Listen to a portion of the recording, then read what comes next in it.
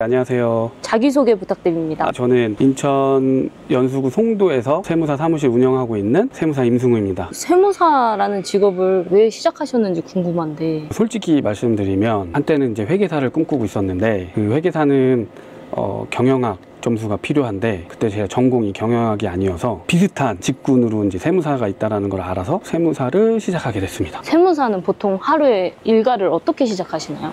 저희는 9 to 6 주 5일 현재 근무하고 있고, 근데 그건 이제 직원분들은 그렇고 저는 사실 따지지 않고 일하고 있습니다. 근데 보통 세무사, 회계사 뭐 이런 분야를 보면 약간 전문 분야가 있잖아요. 혹시 세무사님에게도 전문 분야가 있으신가요? 전반적인 세금과 관련된 건 다루고 있고, 거기서 조금 더 깊이가 있는 건 저 같은 경우는 부동산과 관련된 세금들, 그 부분에서는 제가 조금 특화되어 있다라고 말씀드릴 수 있을 것 같아요.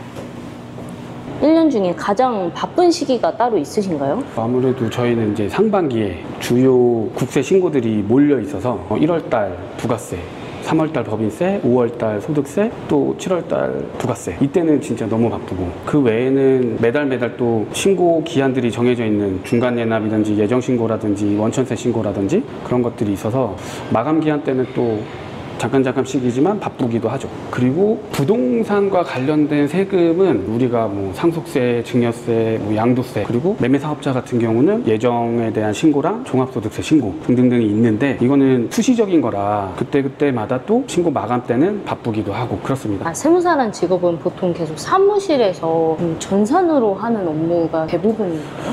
많은 부분에서 전산으로 처리되는 거는 맞는데, 아무래도 일단 납세자를 만나고 실제 만남을 통해서 얻어지는 정보들이 있어서 사무실에 많은 시간도 있기도 하지만 외부의 납세자분들을 만나러 외근하는 경우도 많이 있어요. 여기에 지금 찍을 순 없지만 바로 옆에 사무실도 세무법인이에요. 혹시 경쟁사는 아닌지? 경쟁사라고 생각들지 않고 그냥 같이 이 일을 하고 있는 동료라고 생각하고 있습니다. 보통 어떤 일들을 처리하시나요? 저 같은 경우는 거래처분들에 대한 세금 신고서에 대해서 저와 같이 일하는 직원분들이 신고서를 작성해서 결제를 올리면 제가 그 결제 확인해서 잘못된 부분이 있거나 혹시 빠진 부분이 있으면 체크해서 다시 신고서 작성하거나, 그 외에 이제 아까 말씀드린 것처럼 부동산과 관련된 양도, 상속, 증여, 부동산 매매업 같은 경우는 제가 직접 계산하고 신고서 작성하고 접수하고 그렇게 하고 있습니다. 그리고 가끔 지인분들이 전화로 문의 주시거나 이렇게 찾아오시는 분들은 또 관련해서 세금 상담도 해드리고 있습니다. 세무사님, 네. 키보드 이걸 선택하신 이유가 따로 있으신가요? 이게 뭔가 타감이라고 하던데, 타감이 좋아서. 괜찮죠? 세무사라는 직업이 어떻게 되는지 그 과정을 아는 사람이 별로 없을 것 같아요. 어떻게 되는 과정이 있을까요? 과정은 이제 두 가지 경로로 되는데, 첫 번째, 일반인들이 접근할 수 있는 건 세무사 시험을 통해서 세무사 활동을 할 수 있는 것. 두 번째는 세무 공무원으로서 커리어를 쌓으면 1차 시험을 면제받고 2차 시험만 패스하면 세무사로서 활동할 수 있는 것. 결국에는 세무사 시험을 패스해야지만 세무사로서 활동할 수 있다. 나중에 또 기회가 되면 제 합격 수기에 대해서 영상을 찍을 시간이 있다면 한번 남겨드릴게요. 제 인생에서 잊을 수 없는 순간이기 때문에 진짜요? 머릿속에 생생히 아직도 남아있어요. 한 1시간 정도 가까이 떠들 수 있을 것 같아요. 5월부터 7월까지가 업무가 폭발적으로 늘어나신다고 하셨잖아요. 세무사님만의 효율적으로 일을 처리하는 방법 이런 게 있으신가요? 어느 세무사 사무실이나 마찬가지일 거라고 생각을 하는데, 어차피 신고 기한이라는 건 정해져 있으니까 사전에 미리미리 준비해서 신고를 빨리빨리 진행할 수 있게끔 준비하는 작업. 그게 사무실마다 노하우는 다르겠지만 다 거기서 움직이지 않을까 생각이 들어요. 이거 책들은 다 읽으신 건가요? 읽은 것도 있고 안 읽은 것도 있고, 안 읽은 게 더 많아요. 와, 세무사님 대상도 받으셨어요? 그냥 직원분들이 자칭 대상이라고 해서 준 거지 따로 뭐 시상을 한 건 아니에요. 근데 세무사님 일이 바쁜 시기가 분명한 직업이잖아요. 그런 회사일수록 사람들이 좀 빨리 지쳐서 많이 관둔다고 알고 있거든요. 근데 이 정도로 직원분들께 사랑받는 그런 관리 비법 같은 게 있으신가요? 비법이라기보다 예전에 세무사 사무실 업계가 야근도 많고 직원분 텃세들도 많고 그래서 적응하기가 쉽지 않다라고 저도 들었는데 반대인 것 같아요. 아무래도 몰릴 때는 야근이 있을 수는 있겠지만 예전의 강도에 비하면 또는 다른 일반 회사들의 강도와 비교하면 안 그런 것 같고, 그리고 정보가 워낙에 많다 보니까 예전에는 지식에 대한 정보 교류가 그 루트가 없다 보니까 아무래도 이제 선배한테 배우려다 보니 텃세가 심했는데 요즘은 그냥 조금만 찾아봐도 다 나오니까 그런 것도 많이 없는 것 같고, 그래서 자연스럽게 직원분들이 오래오래 일하는 것 같아요. 발들이기도 쉽고. 이제는 제가 인천지방세무사회 홍보상담위원으로서 그 위원회 회의가 있어갖고 이제 지금 바로 이동을 해야 될 것 같습니다. 세무사도 지역별로 세무사회가 있고 본회가 있는데 저는 지금 인천지방세무사회의 홍보위원으로 활동하고 있어서 오늘은 갑자기 이 회의가 잡혀가지고 급히 가봐야 될 것 같습니다. 여기는 서구인데 장부를 보관해야 되는 의무가 있어요. 세법상 5년간 장부를 보관해야 돼서 요즘은 다 PDF로 보관하고 있긴 한데 예전에 출력하고 작성해놨던 것들 중에 아직 PDF로 전환되지 않은 것들은 이렇게 서구로 지금 보관하고 있습니다. 네, 송도에 좀 자리를 잡으신 이유가 있으신가요? 원래 송도는 제 연고가 아닌데 전에 있었던 세무법인에서 제가 송도로 발령을 받아가지고 거의 7년 정도 됐나 보다. 그때부터 지금까지 이어져서 활동하고 있습니다. 세법 같은 게 진짜 자주 바뀌잖아요. 부동산과 관련된 세목들이 여러 가지가 있는데 근데 그건 사실 저도 매번 바로바로 피드백이 되고 업데이트가 되는 건 아니어서 따로 이렇게 시간 내서 찾아서 공부를 해야지만 따라갈 수가 있고, 직업을 선택한 것 중에 단점이라고 생각되는 부분? 매번 개정되니까 세법들이 큰 틀이 뭐 새로 막 완전히 달라지고 하는 건 아니지만 그 안에 이제 디테일한 부분들이 조금씩 달라지는 건 계속 업데이트를 해야 되더라고요. 공부를 안 할 수는 없고 또 하는 것만 알게 되니까. 가장 기억에 남는 고객님이 있으신가요? 제가 세무사 시험 합격하고 얼마 안 됐을 때 자금 출처 조사를 의뢰받은 적이 한 번 있거든요. 그때 그분이 지금 현재도 제 고객이기도 하는데 그분한테 했던 제 멘트가 잊혀지지가 않아요. 고객님 멘트가 아니라 세무사님의 멘트? 네네네. 뭐 그때는 저도 진짜 진심으로 말씀드렸는데 그분이 이제 자금 출처 조사를 받고 있었고 세무조사 받으면 일반인들이 얼마나 겁이 나고 무서운지를 알거든요. 저도 그러니까. 이제 그분이 걱정이 돼서 저한테 많이 이것저것 문의 주셨었는데 그 중에 하나가 세무사님 수임료는 어떻게 드려야 돼요? 얼마예요? 라고 물어보셨었거든요. 근데 그때 제가 세무사로 활동한 지 뭐 2, 3년 차였을 때였거든요. 그때 뭐라고 말했냐면 아니 지금 그 수수료가 중요한 게 아니라 우리 세무조사 어떻게 하면 세금 적게 낼 수 있는지 방법을 고민해야 되니까 그건 고민하지 마시고 끝나면 그때 얘기하시는 게 낫지 않겠냐. 우선 우리는 이 조사를 어떻게 잘 대응할지를 얘기해보자고 했던 말이 아직도 기억이 나요. 그때가 몇 살이셨어요? 그때가 30 중반. 내가 생각해도 잘 안 나는 것 잠시만요. 지금이라면 가능하세요? 지금이라면 이제 막 머릿속에서 굴리고 있겠죠. 얼마를 청구하는 게 맞는지. 아니면 그분이 말 꺼내기 전에 먼저 수수료에 대한 얘기를 꺼내지 않았을까요? 말해보니까 또 하나 있다. 사람이 되게 속물이다라고 느껴졌던 적이 한 번 있어요. 제가 여기 인천 송도에 오기 전에 타 지역에서 사무실 그 지사 발령 받아서 일하고 있을 때 근데 거기는 좀 경기도 외곽 지역이었어요. 포천. 좀 약간 외지잖아요. 근데 이제 두 분이 저희 사무실에 찾아오셨어요. 양도세였나? 그걸 상담하기 위해서. 한 분은 정말 옷차림새가 너무 신사였어. 그 여기 팔에 커프스까지 하시고 구두도 신으시고 이제 한 50대 중후반 정도 되시는 분이 이렇게 오셨어. 그리고 그분과 일행인 다른 한 분은 그냥 등산복 아웃도어룩 같은 거 입고 그냥 그 조끼 있죠 그거 입고 오셨어. 근데 그 둘을 대하는 나의 태도가 너무 다른 거예요. 나도 모르게. 나중에 이제 그분들 돌아가시고 나서 내가 생각해보니까 나 너무 속물인가? 그 부분이 하나 생각이 나고 그러면서부터 제 복장도 그때 바뀌었어요. 잘 차려 입어야 사람들이 대하는 태도가 달라지는구나. 그래서 그때 이후로 이제 수트나 정장을 챙겨 입었죠.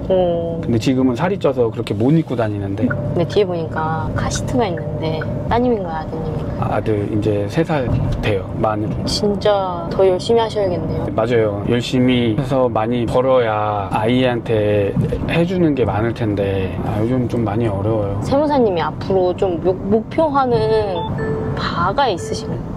일단은 세무사로서는 계속 얘기하는 거지만 뭐 부동산 매매업, 부동산과 관련된 세금, 뭐 양도세, 증여세, 상속세. 왜냐하면 우리나라 세대에서 1가구에 차지하고 있는 재산의 가장 큰 비중이 부동산이다 보니까 세금을 떼놓고 상담이 이루어지지는 않고 세금을 떼놓고 삶이 달라지지는 않을 것 같아서 세금을 고려를 해야만 되니까 그 부분에서 제가 좀 많이 잘 할 수 있으면 좋을 것 같고, 제 개인적인 바람은 당연히 우리 가족이 건강하고 아프지 않게 잘 화목하게 살았으면 좋겠고, 또 하나는 제가 골프를 이제 시작한 지 얼마 안 됐는데 골프를 잘하고 싶다라는. 세금에 관해서 가장 많이 물어보는 질문이 뭔가요? 사업자분들은 다른 거보다도 이 부가가치세에 대한 세금을 설명할 때 쉽게 잘 이해를 못 하시는 것 같아요.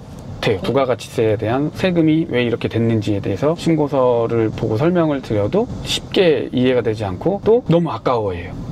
저도 아까워요. 근데 잘 생각해보면 부가가치세라는 건 상대방 측이 나에 대한 수수료를 줄 때 부가가치세를 같이 줬잖아요. 예를 들면 우리가 스타벅스에서 커피를 마셔도 계산하기 쉽게 10,000원에 1,000원, 11,000원을 스타벅스에 줬어. 근데 스타벅스는 거기서 부가가치세 1,000원을 따로 내야 되는 거잖아요. 스타벅스에 원래는 안 주고 국세청에 내야 되는 건데 그걸 모았다가 한 번에 이제 내는 거니까 네.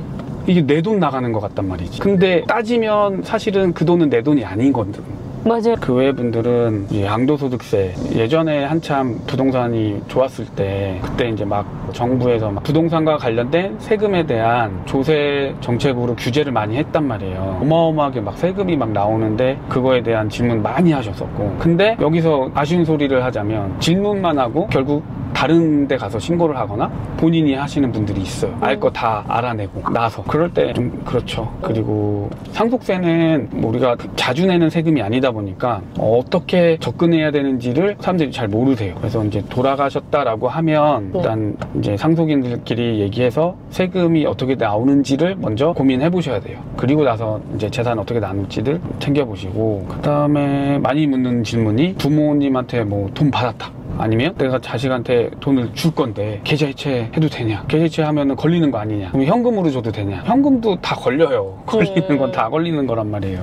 진짜 그게 생활비라고 하면 고민할 거 없이 그냥 불편하지 않게 계좌이체 하는 거를 추천드리고, 그 이외로 진짜 증여하는 거라면 그건 이제 가까운 세무사님하고 상담해서 처리하시는 게 맞을 것 같습니다. 근데 요즘에 인스타그램에 8월 1일부터 막 세무조사 이렇게 개인도 한다 막 이런 영상이 많이 떴잖아요. 그게 진짜일까요? 저는 그 뉴스를 직접 확인해 보진 않았는데 제 지인분들이나 주변 분들이 그걸로 이제 문의를 주신 적이 있거든요. 근데 제가 지금까지 일하면서 일한 경험으로 비춰봤을 때는 그거는 말이 안 된다. 반복송금은 지금도 많이 있고 예전에도 많이 했었던 거고, AI가 도입이 된다고 해도 그거 그럼 바로바로 걸러내서 조사로 착수하느냐? 일단 세무조사라는 건 탈세 혐의가 있었을 때 조사에 착수하는 건데, 반복된 송금만으로 그것이 탈세 혐의로 가느냐? 그건 아니라고 생각이 들거든요. 그 반복된 송금이 물품에 대한 대금인지 아니면 빌려준 돈을 갚고 있는 건지 모르는 거잖아요. 그걸로 단순히 반복됐기 때문에 너는 탈세야 해갖고 AI로 뭐 걸러서 조사한다? 아닌 것 같아요. 대한민국의 정부가 바뀔 때마다 세금 업계에도 영향이 있을까요? 직접적인 거는 아닌 것 같고, 새로 출범하는 정부의 기조, 정책에 대한 방향성에 따라서 조세 정책이 달라지니까 아마 그 영향은 있는 것 같아요. 가령 예를 들면 문재인 정부 때는 뭐 종합부동산세를 엄청 높은 과세를 하기 위해서 개정을 했었다면, 윤석열 정부 때는 종합부동산세를 전으로 돌려놨었거든요. 정부의 방향에 따라서 조세 정책이 달라지니까 그러면 그에 따라서 다시 세법 개정들이 이루어져서 그때그때마다 공부는 해야 되는 것 같아요. 아까 네. 주말 없이 막 보내신다 했는데 네. 그래도 쉬는 날이 있으실 거 아니에요? 아, 그럼요. 쉬는 날 골프 말고 또 어떤 활동을 하시나요? 아무래도 아직은 자녀가 애기거든요. 아직 만 3살이 아직 안 돼서 애기랑 같이 있으려고, 많은 시간 보내려고 하는데, 그거는 아빠의 마음이고, 아이의 마음은, 아빠는 일주일에 주말에 이제 보니까 같이 놀려고 해도 쉽게 공감되거나 이렇게 같이 놀 거리가 없단 말이에요.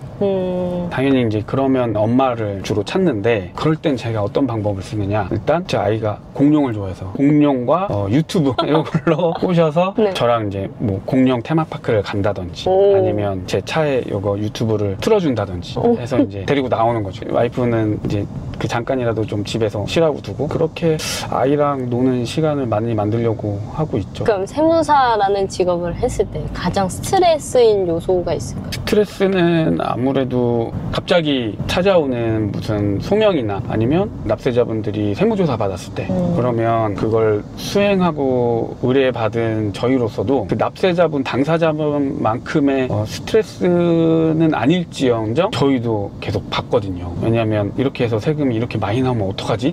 라고 마음가짐으로 일을 하니까 그런 거 받으면 좀 힘이 들기도 하고, 또 제 주변에 이제 선배 세무사님들이 막 세무조사가 막 터지잖아요. 그러면 한동안 못 보다 나중에 보면 얼굴이 폭삭 사가 있어요.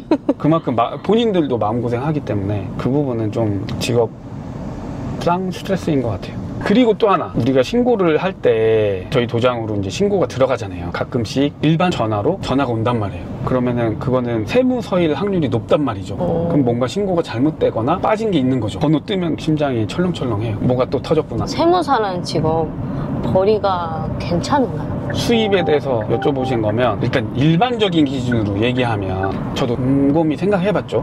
세무사가 평균적으로 어느 정도 벌까? 드러난 데이터로 제 생각엔 제 선배 세무사님들은 많이 벌었던 것 같아요. 왜냐면 그때는 물가 대비 수익 금액이 많았던 것 같은데, 예전에 물가는 뭐 짜장면이 뭐 3,000원일 때도 있잖아요. 그때랑 지금의 3,000원이랑 금전적인 가치가 다르니까. 지금은 제가 생각해보면 대기업 뭐 관리직 정도로 평균적으로 버는 것 같아요. 그러면 보통 뭐 1억 5천에서 2억 정도를 평균적으로 버는 것 같고, 드러난 데이터로. 그러면 대기업 다니는 게 낫지 않겠냐라고 했을 때는, 대기업은 정년이 짧잖아요. 근데 세무사는 자기 사무실 잘 차리고 관리 잘 하면 죽을 때까지니까. 그래서 제가 생각해서 정의 내린 건, 예전에 세무사님들은 굵고 길게 가는 것 같았는데 지금은 이제 많이 수입이 좀 줄었고, 또 물가들이 많이 올라서 예전 같지는 않은 것 같다. 근데 이제 잘 버는 사람들 기준으로 하면 엄청 잘 벌죠. 세무사님들 중에서도 잘 버는 사람은 많이 잘 벌어요. 아까 사무실에서 앉아 계셨던 분들도 다 세무사님들이신가요? 세무사 라이센스가 있는 건 아니고 제 일을 옆에서 보조해주고 도와주는 분들이에요. 그분들이 없으면 운영이 안 돼. 송도에서 일하시면 보통 송도에 사시는 분들의 세금 처리를 많이 해주시나요? 이것도 많이 받는 질문 중에 하나인데, 제 고객분들 중에 인천에 있는 분들은 반 정도 되려나? 나머지 분들은 다 또 타지거든요. 왜 그런 거 하니, 요즘은 다 전산 처리하다 보니까 거리는 크게 상관이 없는 것 같아요. 자료를 다 전산으로 받으니까. 예전에는 직접 전달해주고 하다 보니까 사무실이 다 그 지역에 많이 국한되어 있었는데, 요즘은 지역에 대한 제한은 없는 것 같아요. 업종은 다양하게 있는데, 뭐 제조업, 도소매, 정보통신 판매, 해외 구매 등 다양하게 있어요. 그 중에 제가 직접 처리하는 업종은 부동산 매매업이랑 부동산과 관련된 뭐 양도, 상속, 증여 이렇게는 또 나눠져 있죠. 사실상 세금을 제일 많이 내는 사람이 근로소득자라고 들었거든요.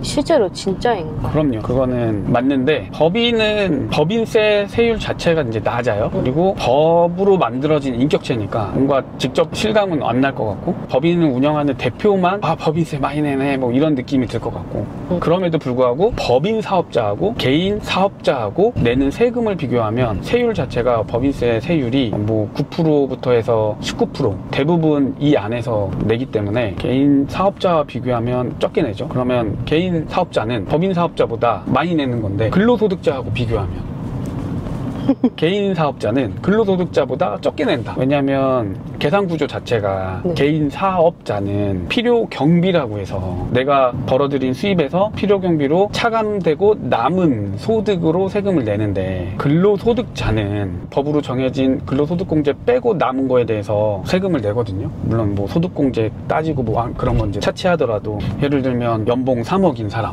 수입 금액이 3억인 개인 사업자, 단순 비교만 하더라도 수입 금액 3억인 분은 만약에 추계 계산했을 때 소득 금액이 예를 들어 1억이 나왔다. 그러면 그분은 거기서 35% 되는 건데, 연봉 3억인 사람은 그냥 거기서 38, 40% 낸단 말이에요. 네. 일단 차이가 크잖아요. 약간 근로소득자는 선불인 느낌이고 개인 사업자, 법인 사업자는 후불인 느낌인 것 같아요.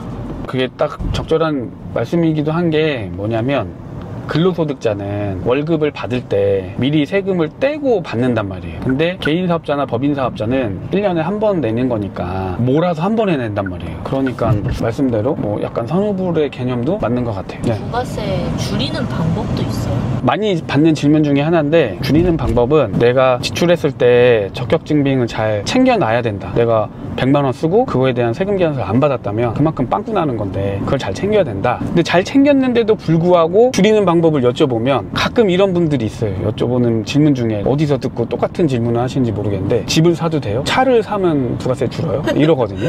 부가가치세라는 게 결국엔 매출과 매입의 10%를 가지고 계산해서 내는 거잖아요. 그러면은 내가 매출 매입 대비해서 나온 세금이 1,000만 원이다라고 할게요. 그러면 이 1,000만 원을 안 내기 위해서는 매입으로 1억 원을 써야 되는 거예요. 그럼 1억을 써야 거기에 10%인 1,000만 원이 세금 계산서가 들어와서 상계돼서 0원이 되겠죠. 그럼 그 1,000만 원을 아끼기 위해서 1억을 써야 되는 거예요.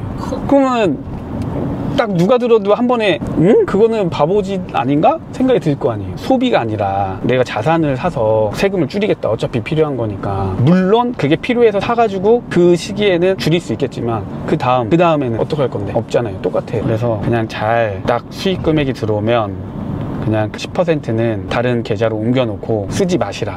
그게 제일 부담이 적다. 결국에는 다시 원칙적으로 돌아와서 내가 100만 원을 썼고 그 100만 원 쓴 거에 대한 세금 계산서를 잘 받았느냐 잘 꼼꼼히 챙기는 게 가장 절세의 방법인 것 같아요.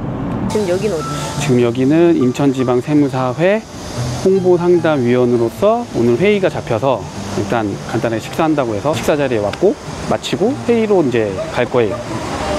그래서 오늘은 여기까지 인사드릴 것 같습니다. 앞으로 유튜브를 시작하시는데 후보 같은 거 말씀해 주실 수 있나요? 유튜브를 새롭게 시작하는데 제가 진실된 마음가짐으로 납세자분들에게 원활히 소통하면서 이야기 나누면서 했으면 좋겠습니다. 네, 감사합니다. 가보겠습니다.